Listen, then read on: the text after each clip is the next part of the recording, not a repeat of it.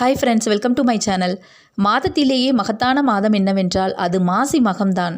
இம்மாதத்தில் வரும் மகம் நட்சத்திரம் மிகவும் சிறப்பு வாய்ந்தது. இந்நாளில் விரதம் இருந்து வழிபட்டால் 2 மடங்கு பலன்களை பெறலாம் என்பது ஐதீகம்.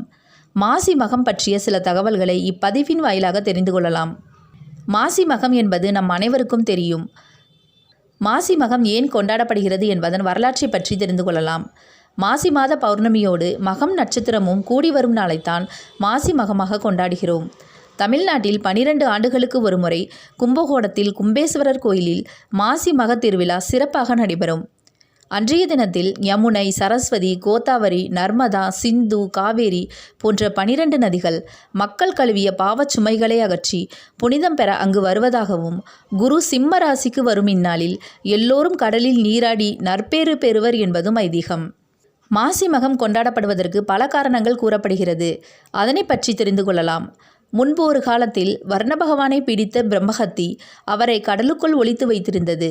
அப்போது வர்ண பகவான் சிவபெருமானை வேண்டி தவமிருந்தார். அதனை அறிந்த சிவபெருமான் வர்ண பகவானை காப்பாற்றினார். வர்ண பகவானை விடுவித்த தினம் மாசி மகமாகும். அப்போது வர்ண பகவான் சிவபெருமானிடம் அன்றைய தினத்தில் புண்ணிய தீர்த்தமாடுவோரின் பாவங்களை நீக்கி அவர்களுக்கு வீடு பெற்றை அருளும்படி வேண்டினார். அவ்வாறே சிவபெருமானும் வரமளித்தார். மாசி மாதத்தன்றுதான் பார்வதி தேவி காளிந்தி நதியில் தாமரை மலரில் வலம்புரி சங்காக தோன்றினாள் என்கிறது புராணம். சிவபெருமான் நிகழ்த்திய திருவிளையாடல்கள் ஏராளம். இப்படியான திருவிளையாடல்கள் பலவற்றை நிகழ்த்தியது மாசி மாதத்தில்தான். எனவே மாசி மாதம் முழுவதுமே சிவ வழிபாட்டிற்கு உரிய மாதமாகும். முருகப்பெருமான் தன் தந்தை சிவபெருமானுக்கு மந்திர உபதேசம் செய்ததும் மாசி மகதினத்தன்றுதான். மகா பிரளய காலத்தில் கும்பத்திலிருந்து அமிர்தம் பரவி மீண்டும் உலகம் உருவான தினம் மாசி மகத்தன்றுதான். முருகப்பெருமானுக்குரிய வழிபாட்டு தினங்களில் மாசி மகம் மிகவும் முக்கியமானது. இந்நாளில் தவறாமல் சிவாலயம் சென்று வழிபடுவதன் மூலம் இன்னல்கள் நீங்கி சுகமாக வாழலாம். மாசி மகம் ஏன் கொண்டாடப்படுகிறது என்பதன் வரலாற்றை பற்றி தெரிந்து கொண்டோம். மாசி மகத்தன்று நாம் செய்ய வேண்டியவை: மாசி மகத்தன்று அனைத்து நீர்நிலைகளிலும் அமிர்தம் கலந்திருப்பதாக ஐதீகம். இதனால் கடல், புனித நதிகள் ஆகியவற்றில் இந்நாளில் நீராடுவது சிறப்பானது.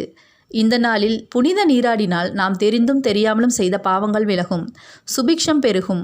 புனித நதிகளில் நீராட முடியாதவர்கள் தங்கள் வீட்டிற்கு அருகில் உள்ள கோயில் குளங்களில் நீராடி இந்த பலன்களை பெற முடியும். நாம் தெரிந்தும் தெரியாமலும் செய்த பாவங்களை போக்கும் இந்த புண்ணிய நாளை யாரும் தவறவிட்டு விடாதீர்கள். இந்த வீடியோ பிடிச்சிருந்தால் லைக் பண்ணுங்கள், ஷேர் பண்ணுங்கள், கமெண்ட் பண்ணுங்கள். சப்ஸ்கிரைப் பண்ணிவிட்டு பெல் பட்டனை கிளிக் பண்ணிடுங்க. தேங்க்யூ ஃபார் வாட்சிங்.